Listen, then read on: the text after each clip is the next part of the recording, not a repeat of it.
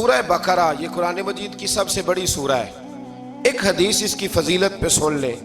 نبی کریم علیہ السلام نے فرمایا جس گھر میں سورۃ بقرہ پڑھی جائے نا، فرمایا جن کیا وہاں سے تو شیطان بھی بھاگ جاتا ہے۔ سورہ بقرہ گھروں میں پڑھیں، یہ سب سے بڑا تعویذ ہے۔ اگر گھر میں جنات ہوں، کوئی آسیب ہوں، اور یہ وہ والا تعویذ ہے جو مدینے والے رسول نے عطا فرمایا ہے۔ یہ سب سے بڑی سورہ ہے۔ مفسرین فرماتے ہیں اگر کوئی استدلال کی قوت رکھتا ہو تو ایک 100 چیز کا اللہ نے حکم دیا ہے، بلکہ امام اعظم فرماتے ہیں 100 تھوڑی ہے، میری نظر سے پڑھو تو 1000 چیزوں کا حکم دیا ہے، 1000 سے منع کیا ہے، اور 1000 قسم کی نصیحتیں اللہ کریم نے سورہ بقرہ کے اندر فرمائی ہیں۔ اس سورہ مبارکہ کا جو پہلا رکوع ہے نا، اس میں جو سب سے پہلی آیت ہے وہ ہے الف لام میم۔ ان کو کہتے ہیں حروف مقطعات۔ پہلا لفظ ہی جب کوئی قرآن مجید کا پڑھتا ہے نا، بہت بڑا عالم فاضل، بہت بڑا محدث، تو اسے یہ کہنا پڑتا ہے کہ میں نہیں جانتا، اللہ جانتا ہے یا اللہ کا رسول جانتا ہے۔ الف لام میم کا معنی ہم نہیں جانتے، اللہ جانے یا اللہ کا رسول جانے، یا جس کو وہ دونوں بتا دیں وہ جانتا ہے، ورنہ یہ اللہ اور اس کے رسول کا راز ہے۔ یہ آگے ارشاد فرمایا ذالک الکتاب لا ریب فیہ، یہ وہ عظیم کتاب ہے جس میں شک کی کوئی گنجائش نہیں ہے۔ ھدی للمتقین، یہ ہدایت ہے پرہیزگاروں کے لیے۔ سوال یہ ہوتا تھا کہ یا اللہ جو متقی پرہیزگار ہیں وہ تو پہلے ہی ہدایت پہ ہیں، تو قرآن بھی اگر انہیں ہدایت دے گا تو پھر جو گناہگار ہیں ان کی ہدایت کہاں ہے؟ تو اس آیہ مقدسہ کا معنی مفسرین نے یہ بیان فرمایا ہے کہ مطلب اس کا یہ ہے کہ قرآن ہدایت دیتا سب کو ہے، لیکن اس سے ہدایت حاصل متقی لوگ کرتے ہیں۔ بارش برستی ہے نا سب جگہوں پہ، لیکن اگر کسی نے فرش کرایا ہو، ٹائلیں لگوائی ہو، تو وہاں پھل پھول اگ سکتے ہیں، سبزہ اگ سکتا ہے، اس کے لیے زمین کا زرخیز ہونا شرط ہے۔ قرآن مجید سب کو ہدایت دیتا ہے، لیکن قرآن مجید سے ہدایت لیتے وہ ہیں جنہیں اللہ نے تقوی والا دل عطا فرمایا ہے، ڈرنے والا دل دیا ہے۔ آگے جو آیات ہیں نا 5، ان میں اللہ تبارک و تعالیٰ نے متقی لوگوں کی فضیلت بیان کی ہے، نشانیاں بیان کی ہیں کہ وہ کون ہوتے ہیں۔ ان میں پہلا ارشاد فرمایا کہ متقی وہ ہوتا ہے جو غیب پہ ایمان لے آتا ہے، اس چکر میں نہیں پڑتا کہ آنکھوں سے دیکھوں گا تو مانوں گا۔ اور دوسرا فرمایا متقی وہ ہوتا ہے جو نماز قائم کرتا ہے اور اللہ کے دیے ہوئے رزق سے اللہ کے راستے میں خرچ کرتا ہے۔ اور تیسرا فرمایا متقی وہ ہوتے ہیں کہ محبوب جو قرآن ہم نے آپ پہ نازل کیا اس پر بھی ایمان لاتے ہیں، اور جو آپ سے پہلے نازل کیا گیا اس پر بھی ایمان لاتے ہیں، یعنی تورات کو، زبور کو، انجیل کو، اس کو بھی وہ مانتے ہیں۔ اور پھر اللہ کریم نے فرمایا اولئک علی ھدی من ربہم واولئک ھم المفلحون، یہ جو لوگ ہیں نا غیب پر ایمان لانے والے، نماز پڑھنے والے، زکوٰۃ دینے والے، پچھلی کتابوں کو بھی ماننے والے، نبیوں کو بھی ماننے والے، اور رسول پاک پر ایمان لانے والے، فرمایا یہ وہ لوگ ہیں جو اللہ کی طرف سے ہدایت پر ہیں، اور یہ وہ لوگ ہیں جو دنیا میں بھی کامیاب ہو جائیں گے اور آخرت میں بھی کامیاب ہو جائیں گے۔ پھر آگے نا اللہ تبارک و تعالیٰ نے کفار کا ذکر فرمایا ہے 3 آیات کے اندر۔ مومن کے بعد دوسرا درجہ کس کا ہے ذکر میں؟ کافر کا۔ پہلے بات ہوئی 5 آیات میں مومنوں کی، اب 3 آیات میں ذکر کیا گیا پکے کافروں کا۔ مومن وہ ہوتا ہے زبان سے بھی اللہ اور اس کے رسول کو مانے، ان کی لائی ہوئی چیزوں کو مانے اور دل سے بھی تسلیم کرے، اور کافر وہ ہوتا ہے کہ جو نہ زبان سے مانتا ہے اور نہ ہی دل سے تسلیم کرتا ہے۔ پھر اللہ تبارک و تعالیٰ نے 13 آیات کے اندر، 3 آیتوں میں کافروں کا ذکر کیا اور 13 آیات کے اندر پھر منافقین کا ذکر فرمایا ہے۔ منافق اس کو کہتے ہیں، منافق اس کو کہتے ہیں جو زبان سے تو دعوے اونچے اونچے کرتا ہے ایمان کے، لیکن اس کے دل میں ایمان موجود نہیں ہوتا۔ آپ حیران ہوں گے، یہیں پہ بات کو ذرا غور سے سمجھیں کہ مومنوں کا ذکر 5 آیات میں اور کفار کا 3 آیات میں، پکے کفار کا، اور منافقین کے لیے اللہ نے اگلے ہی رکوع میں 13 آیات بیان فرمائی۔ 13، یہ خطرناک گروہ ہے منافقین کا، یہ خوفناک لوگ ہیں، یہ وہ چھپی ہوئی بیماری ہے کہ جس کو پکڑنا تھوڑا مشکل ہے۔ کچھ بیماریوں کو ڈاکٹر کہتے ہیں نا یہ خاموش قاتل ہے، قتل کر دیتی ہے پر پتہ نہیں لگنے دیتی۔ اسی طرح منافقین کا ٹولہ ہے، قرآن مجید کہتا ہے ان منافقین کے بارے میں وَمِنَ النَّاسِ مَن يَقُولُ آمَنَّا بِاللَّهِ وَبِالْيَوْمِ الْآخِرِ وَمَا هُمْ بِمُؤْمِنِينَ، اے محبوب کچھ لوگ کہتے ہیں ہم اللہ اور آخرت پر ایمان لائے، لیکن وہ ایمان لانے والے نہیں ہیں۔ تو جب رب کہتا ہے نہیں ہے، آج کسی کو کہہ دیا جائے نا کہ وہ بندہ جھوٹا کلمہ پڑھتا ہے، اس کی باتیں نہیں بتاتی، تو کہتے ہو آپ ایک کلمہ گو کو برا کہہ رہے ہیں۔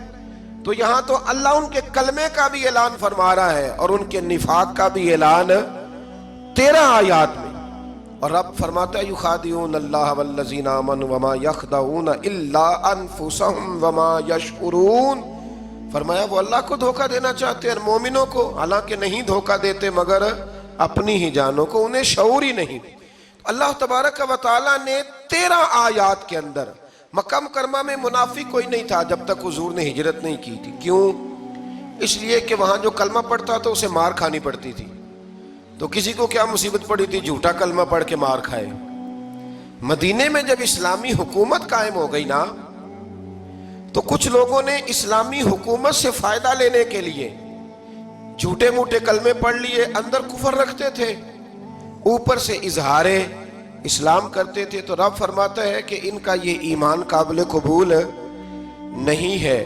تو یا اللہ پھر کس کا ایمان قابل قبول ہے؟ تو اللہ کریم نے فرمایا وَإِذَا قِيلَ لَهُمْ آمِنُوا كَمَا آمَنَ النَّاسِ، جب ان سے کہا جاتا ہے نا اس طرح ایمان لاؤ جس طرح دوسرے لوگ لائے، یعنی ابو بکر صدیق کی طرح ایمان لاؤ، عمر فاروق کی طرح ایمان لاؤ، عثمان غنی کی طرح، مولا علی کی طرح، بلال حبشی کی طرح، تو کیا جواب دیتے ہیں؟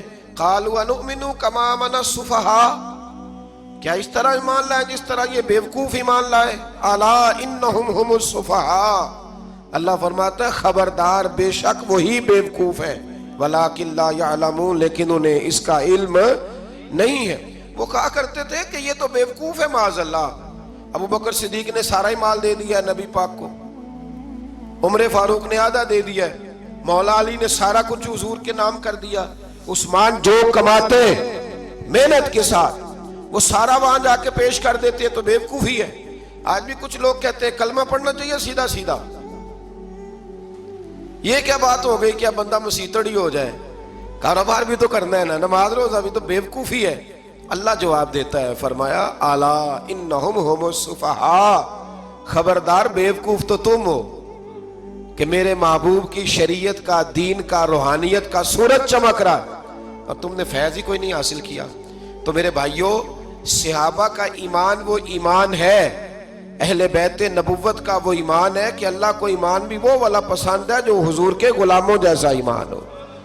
اللہ تبارک و تعالیٰ نے منافقین کا ذکر فرمایا، تو پھر اللہ کریم نے فرمایا یہ تو وہ بیوقوف لوگ ہیں اس آدمی کی طرح جو آگ جب پوری جلا لیتا ہے نا، روشنی پھیل جاتی ہے تو پھر اللہ اس کا نور لے جاتا ہے۔ انہوں نے بھی چلاکیاں کر کے تھوڑا سا ماحول بنایا تھا، تو اللہ نے ان کے سارے پردے کھول دیے، ان کے پاس کچھ باقی بچا، ان کے پردے کھول گئے۔ رسول کریم علیہ السلام کی بارگاہ میں نا ایک دن ان منافقین نے شرارت کر دی۔ منافقین نے شرارت کیا کی؟ جب حضور صلی اللہ علیہ وسلم نے فرمایا نا پوچھو جو پوچھنا ہے، تو امام راضی کہتے ہیں یہ پیچھے نمازیں پڑھتے تھے، یہ 313 تھے حضور کے پیچھے۔ اگر مدینے میں رہ کے منافق ہو سکتے ہیں تو باقی ملکوں میں بھی تو ہو ہی سکتے ہیں نا جی۔ حضور کے پیچھے نمازیں پڑھتے تھے، تو ایک دن کہنے لگے جی یہ کہتے ہیں جو مرضی پوچھو تو ہم پیچھے نمازیں پڑھتے ہیں، ہمارا انہیں پتہ نہیں۔ جب یہ اعتراض کیا نا حضور کے علم پر، آپ سمجھ لیں کہ حضور کے علم پر اعتراض کرنا طریقہ کس کا ہے؟ طریقہ کس کا ہے حضور کے علم مبارک پر اعتراض کرنا؟ کہنے لگے پیچھے نمازیں پڑھتے ہیں، انہیں پتہ ہی نہیں۔ جب یہ کہا تو اللہ کے رسول نے نا، جمعے والا دن تھا، حضور نے فرمایا میرے علم پر اعتراض کرتے ہو؟ 70 بندے نام لے کر اور ولدیتیں لے کر، بلکہ بہت سارے ایسے تھے جنہیں کنفرم ہو گیا کہ ولدیت اصل میں ہے کیا، انہیں طے ہو گیا۔ حضور کے بے ادب کے لیے یہ طے کرنا بھی مشکل ہوتا ہے نا، طے ہو گیا کہ ولدیت ہے کیا۔ 70 بندے نام لے کے حضور نے مسجد نبوی سے نکال دیے، فرمایا یا فلاں بن فلاں قم فخرج فإنک منافق، او فلاں کے بیٹے فلاں کھڑا ہو جا، نکل جا، تو منافق ہے۔ حضور نے 70 بندے نکال دیے۔ اب 70 بندے اکٹھے گلی میں نکلیں تو رش تو پڑ جاتا ہے نا۔ حضرت عمر فاروق لیٹ ہو گئے، جمعے میں آ رہے تھے، ان کو جاتے ہوئے دیکھا تو عمر فاروق فرمانے لگے جمعہ ہو گیا ہے بھئی، 70 بندے نکل آئے باہر، جمعہ ہو گیا ہے۔ تو ایک منافق کہنے لگا تھا کہ نہیں حضور نے نکال دیا، تو عبداللہ بن ابی سلول جو ان کا سربراہ تھا نا، وہ کہنے لگا چپ کر۔ حضرت عمر سے کہنے لگا ہاں جی ہو گیا ہے۔ وہ بھی کہنے لگا تھا نہیں ہوا، ہمیں نکال دیا گیا ہے۔ تو یہ سردار بولا، کہنے لگا ہو گیا ہو گیا۔ حضرت عمر کہنے لگا چلو جمعہ ہو گیا تو جا کے اندر حضور کی زیارت ہی کر لیتا ہوں، لیٹ تو ہو ہی گیا ہوں۔ حضرت عمر اندر چلے گئے تو پیچھے سے وہ منافقین اپنے سردار سے کہنے لگے کہ 2 منٹ میں عمر کو پتہ چل جائے گا کہ تم نے جھوٹ بولا ہے۔ عمر کو جا کے پتہ چل جائے، کہنے لگا بڑے پاگل ہو، میں نے تمہاری جان بچائی ہے، نبی پاک نے تو مسجد سے نکالا ہے نا۔ تو عمر کو پتہ چل جاتا نا ہم منافق ہیں، تو ابو بکر بھی مسجد میں تھے، علی بھی مسجد میں تھے، عثمان بھی مسجد میں تھے، بچانے والا ہی کوئی نہیں تھا۔ عمر نے تلوار لے کے تو دنیا سے ہی نکال دینا تھا۔ تو میں نے جان بچائی ہے، آپ جائیں گے نا اندر تو حضور ٹھنڈا کر دیں گے، فرمائیں گے چلو میں نے نکال جو دیا ہے۔ تو یہ وہ منافقین کی جماعت ہے۔ دوسرے سے تیسرے رکوع میں نا اللہ تعالیٰ نے انسان کو یاد کرایا ہے کہ تو نے عبادت اپنے رب کی کرنی ہے، اور فرمایا رب تمہارا وہ ہے جس نے تمہارے لیے زمین کو فرش بنایا ہے، آسمان کو چھت بنایا ہے، اور آسمان سے پانی برسا کے تو زمین سے پھل اگائے ہیں، رزق لکم، وہ بھی تیرے کھانے کے لیے اگائے ہیں۔ وہ جو آسمان سے بارش برسا کے زمین سے سبز اور پھل اگائے ہیں تو وہ بھی تیرے لیے۔ جب سارا کچھ تیرے لیے بنایا تو بھی تو عبادت کرنا اپنے رب کی، پھر کسی کو اس کا شریک نہ ٹھہرا۔ ایک چیلنج بھی کیا قرآن مجید نے اس رکوع کے اندر۔ کہا کرتے تھے مکے کے لوگ کہ آپ قرآن مجید کی آیتیں نبی کریم علیہ السلام سے کہا کرتے تھے کہ معاذ اللہ آپ خود بناتے ہیں، بنا کے لاتے ہیں۔ تو اللہ کریم نے فرمایا وَإِن كُنتُمْ فِي رَيْبٍ مِّمَّا نَزَّلْنَا عَلَىٰ عَبْدِنَا فَأْتُوا بِسُورَةٍ مِّن مِّثْلِهِ، اگر تمہیں شک ہو نا اس میں جو ہم نے بندہ خاص پہ نازل کیا ہے تو تم بھی اس جیسی ایک صورت بنا کے لاؤ۔ پڑھے لکھے تو تم بھی ہو نا، مکے میں تم بھی رہتے ہو، تو ایک صورت بنا کے لاؤ۔ قرآن مجید ہم سے چھینا گیا ہے سازش کے تحت، اس لیے کہ جس قوم کو قرآن آ جاتا ہے نا پھر کوئی کافر اس کا مقابلہ نہیں کر سکتا۔ دیکھیں نا اگر کافروں کے پاس جواب ہوتا قرآن پاک کا تو بدر اور احد میں نا کوئی آیت بنا کے لاتے قرآن کے مقابلے کی، تلواریں لے کے نہ آتے، ان کے پاس جواب ہی نہیں تھا۔ اور قیامت تک کسی کافر کے پاس قرآن مجید کا کوئی جواب، قرآن کا کوئی جواب، قسم اللہ کی جواب کوئی نہیں، قرآن کا اس کا کوئی جواب نہیں۔ کیا بات ہے قرآن پاک کی۔ وہ ایک دفعہ مسلمہ کذاب بے ایمان کہنے لگا میں نے بنا لیا ہے قرآن پاک کا جواب۔ معاذ اللہ، جواب کیا بنایا؟ وہ سورت ہے نا القاریۃ ما القاریۃ وما ادراک ما القاریۃ، کھڑکھڑانے والی کیا ہے، کھڑکھڑانے والی تمہیں کیا پتا کیا ہے، کھڑکھڑی قیامت کا ذکر ہے۔ کہنے لگا میں نے اس جیسی صورت بنا لیا، تو کیا بنایا؟ الفیل مل فیل وما ادراک ما الفیل، کہنے لگا ہاتھی، تمہیں کیا پتا کیا ہاتھی، تم کیا جانو کیا ہاتھی۔ تو پاس جو اس کے اپنے بیٹھے تھے نا چیلے، وہ کہنے لگے چپ کر جا، سارے زمانے کو پتا ہے ہاتھی کیا ہوتا ہے۔ تو پاگل ہے، اس کے 2 کان ہوتے ہیں، ایک سونڈ ہوتی ہے، 4 اس کے پیر ہوتے ہیں۔ بیوقوف آدمی، قرآن کا مقابلہ کرنا ہے تو کچھ چج کے ساتھ کر، پاگلوں کی طرح مقابلہ کرے گا، جوتے کھائے گا بھی ہمیں بھی پڑھوائے گا۔ تو قرآن مجید کا کوئی مقابلہ کر سکا؟ تو اس آیہ مبارکہ میں اللہ نے کافروں کو یہ کہا اگر مقابلہ نہیں کر سکتے تو پھر اللہ سے ڈرو، ورنہ دوزخ میں ڈالے جاؤ گے، وہ جس کا ایندھن آدمی اور پتھر ہے، اور بنائی بھی کافروں کے لیے گئی ہے۔ اعدت للکافرین، جہنم کس کے لیے بنائی گئی ہے؟ کافروں اور منافقوں کے لیے۔ مسلمانوں کے لیے بنائی گئی، مسلمان مرضی سے چھلانگے لگائیں تو ان کی موج ہے، ورنہ ان کے لیے جہنم، ان کے لیے اللہ نے جنت بنائی ہے۔ اور یہ بات کرتے ہی رب کریم نے فرمایا اے محبوب علیہ السلام مومنوں کو خوشخبری دے دیں کہ اللہ نے ان کے لیے جنت بنائی ہے، اس میں باغات ہیں، انہیں رزق دیا جائے گا کھانے کے لیے، اور اس میں انہیں پاکیزہ بیویاں دی جائیں گی، اور پھر وہ اس میں ہمیشہ رہیں گے، انہیں اس سے نکالا نہیں جائے گا۔ آگے جو آیات کریمہ ہے نا اس کے اندر اللہ تبارک و تعالیٰ نے فرمایا ہے کہ اللہ حیا نہیں کرتا سمجھانے کے لیے مچھر کی مثال بھی دینی پڑے۔ فرمایا قرآن سے کچھ لوگ ہدایت حاصل کرتے ہیں اور کچھ گمراہ ہو جاتے ہیں۔ جب لوگ اپنی مرضی کی تشریحات چاہتے ہیں تو گمراہ ہوتے ہیں، اور جب قرآن کو رسول اللہ صلی اللہ علیہ وسلم اور امت مسلمہ کی تشریحات کی روشنی میں سمجھتے ہیں تو پھر اللہ ہدایت عطا فرماتا ہے۔ پھر اللہ تبارک و تعالیٰ نے آگے ارشاد فرمایا حضرت آدم کی پیدائش کا واقعہ۔ کچھ مفسرین نے لکھا اللہ نے مشورہ کیا تھا فرشتوں سے، وَإِذْ قَالَ رَبُّكَ لِلْمَلَائِكَةِ إِنِّي جَاعِلٌ فِي الْأَرْضِ خَلِيفَةً، لیکن کچھ مفسرین کہتے ہیں کہ اللہ کو ضرورت نہیں فرشتوں سے مشورہ کرنے کی، اللہ نے فرشتوں سے مشورہ نہیں کیا بلکہ رب نے انہیں آگاہ فرمایا تھا کہ میں لگا ہوں زمین پہ اپنا نائب بنانے، میں خلافت دینے لگا ہوں زمین پہ۔ اب یہ تو دینے والی کی مرضی ہے نا اس نے کس کو دینی ہے، یہ تو دینے والے کی مرضی ہے نا اس نے۔ تو کچھ لوگ کہتے ہیں کہ دینے والے سے زیادہ ہمیں پتہ ہے، تو فرشتوں کو بھی یہ اجتہادی خطا ہو گئی، کہنے لگے یا اللہ اسے نہ بنانا، یہ فساد کرے گا، یہ خون ریزیاں کرے گا۔ تو اللہ نے فرمایا جو میں جانتا ہوں وہ تم، اللہ اکبر۔ امام راضی فرماتے ہیں جب رمضان آتا ہے تو اللہ فرشتوں سے کہتا ہے ذرا یہ کھول کے دروازے دیکھو نا یہ زمین پہ کیا کر رہے ہیں، تم تو کہتے تھے فساد کریں گے اور یہ سارے تراویحیں پڑھ رہے ہیں، تم تو گویا کہتے تھے فساد کریں گے اور یہ تو دیکھو گویا رمضان کے روزے رکھ رہے ہیں، یہ تو میری یاد میں نکلے ہوئے ہیں، تم کچھ کہتے تھے اور دیکھو میں نے تمہیں کہا تھا نا جو میں جانتا ہوں وہ تم۔ اللہ نے پھر حضرت آدم علیہ السلام کو تمام زمانے کے علوم عطا کیے، علم سکھا لیا۔ تو فرشتوں سے کہا تم بھی ان چیزوں کے نام بتاؤ، تو وہ بتا سکے نہیں۔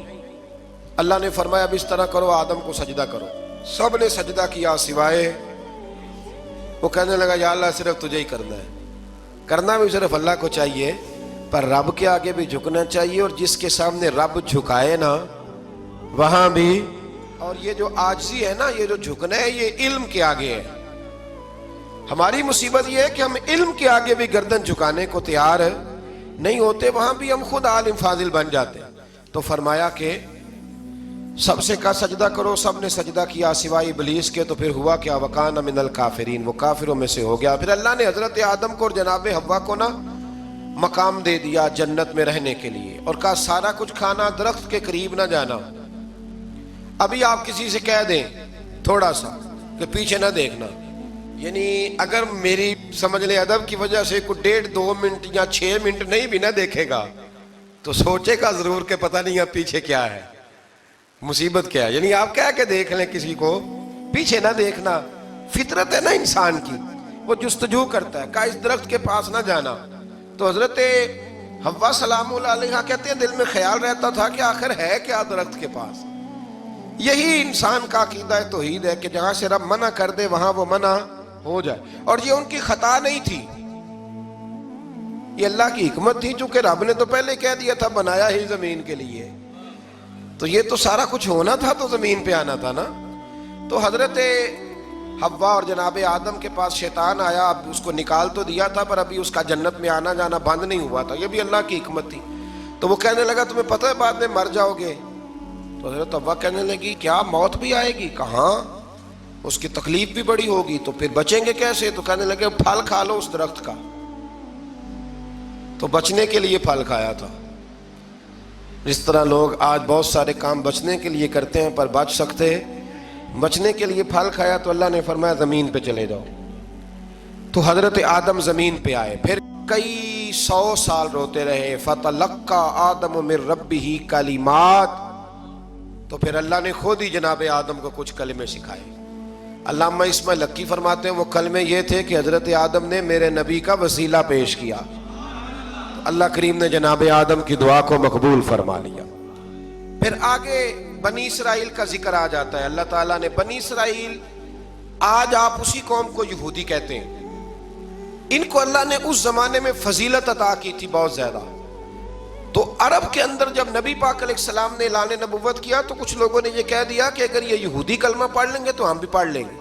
تو پھر اللہ نے انہیں یاد کرایا کہ تم اصل میں کیا ہو، تمہیں کلمہ پڑھنا چاہیے۔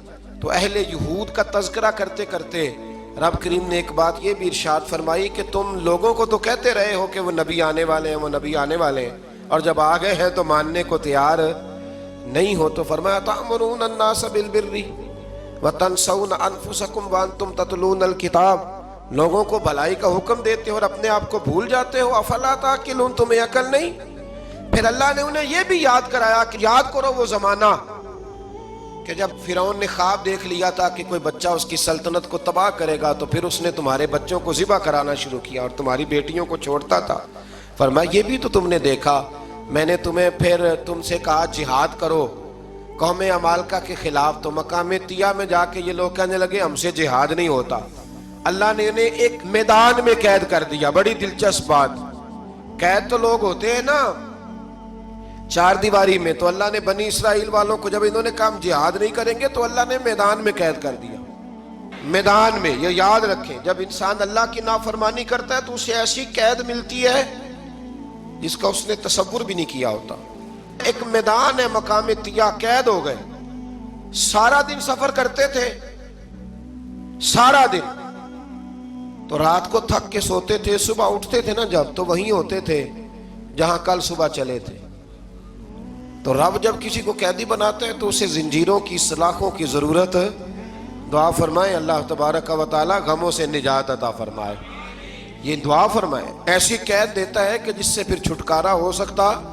تو بنی اسرائیل کا بہت زیادہ تذکرہ اس بارے میں اللہ تبارک و تعالی نے پھر بیان کیا، اور پھر کہا کہ انہیں جو حکم دیا جاتا تھا یہ اس کی سرتابی کرتے تھے، پھر اللہ نے ان پر ذلت نازل کر دی اور یہ ہمیشہ اس کا شکار رہے۔